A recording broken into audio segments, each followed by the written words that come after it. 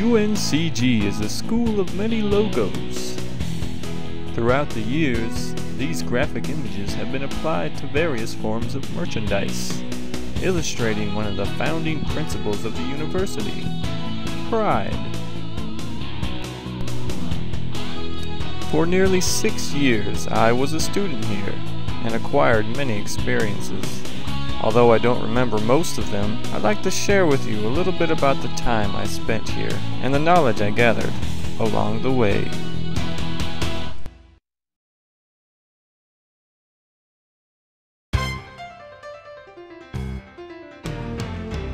In 1593, Captain John Smith, under the direction of a talking raccoon named Miko, built a small schoolhouse in what would later be called Greensboro, North Carolina.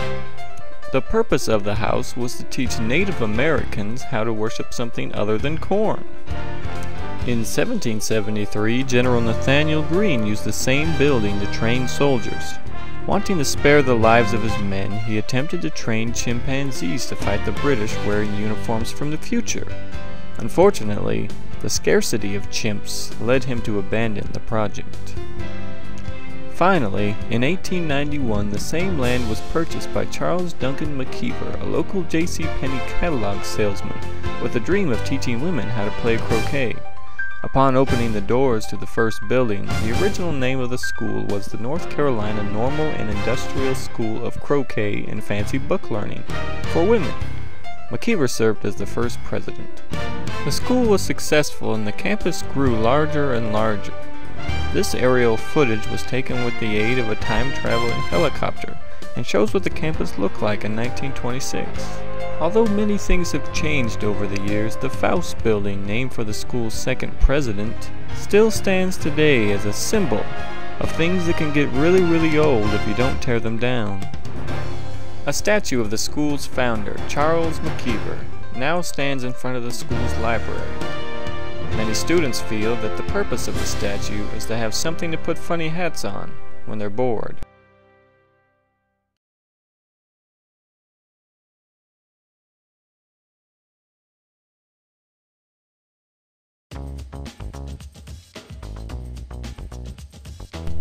The Elliott University Center is the nicest building on campus.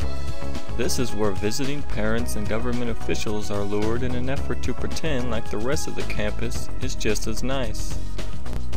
Inside the EUC, you can find a major chain food court and lounge, a yuppie coffee shop, a fancy staircase, and even a fake art gallery.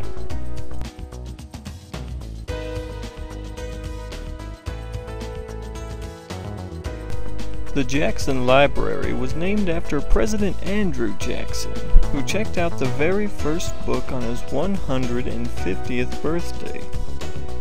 The library is featured in such movies as The Masked Mexican 2, where Jonathan did some research on the inside of his nose.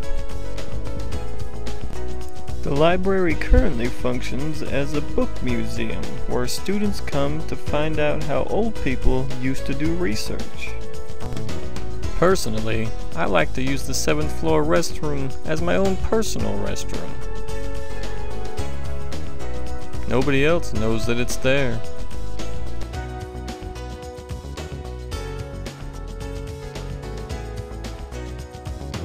When I first started going to UNCG, I had classes and buildings all over campus, except for the baseball field, and each building has been designed to hold specific classes. There is the English building where I had my Spanish classes.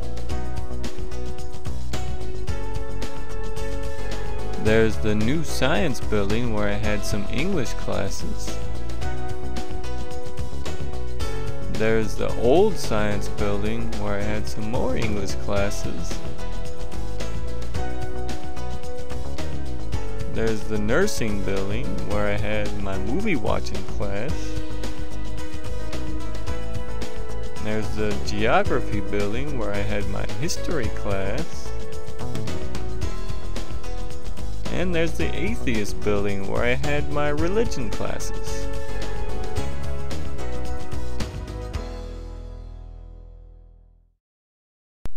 As a business major, I had most of my classes here in the Bryan building.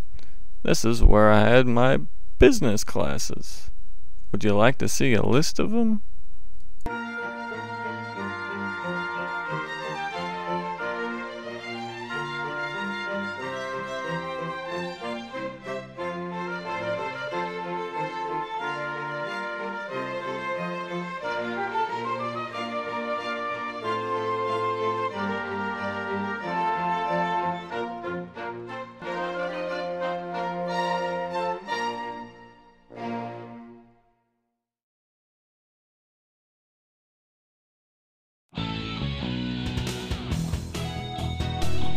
The cafe at UNCG has okay food, but unfortunately, eating there is for sissies. The Bryan food court is convenient when it's open. The food at the EUC food court is available anywhere. For an authentic campus dining experience, I go to Yum Yums. Yum Yums is featured in such science fiction novels as Shadow of the Hegemon, where a wicked smart midget eats an ice cream cone. Yum Yums is also famous for its hot dogs, and you know you got a Yum Yums hot dog when it's pink in the middle.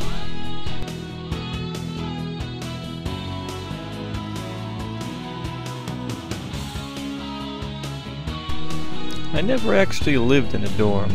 I went inside one once, but I never saw the appeal of living inside what appears to be a walk-in closet. Furthermore, I always assumed that dorms were for hippies. When occasion brings me to walk by the dorm buildings, all I can see is a bunch of dirty, afro-clad hippies sitting in the grass. Appearances would suggest that these hippies can't afford shoes or a haircut, but at the same time they all seem to have really nice laptops. They fancy themselves musicians, although the instruments they play are often imaginary. Here's one hippie playing the air drums. Here's a hippie playing the air guitar. Here's a hippie playing the air flute. And finally a hippie playing the air harp. Attaboy, hippie.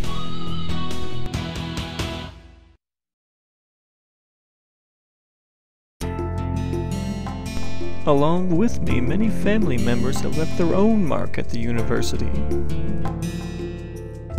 My wife Allison's picture has been in the Honor Society case in the Bryan building for 7 years. My mom's graduating class has been hung up in the School of Nursing for 12 years. There she is. The door to my dad's office has been in the Graham building for 50 years. I don't know exactly what lies ahead for me, but I'm sure that UNCG will have less to do with it than I ever thought possible.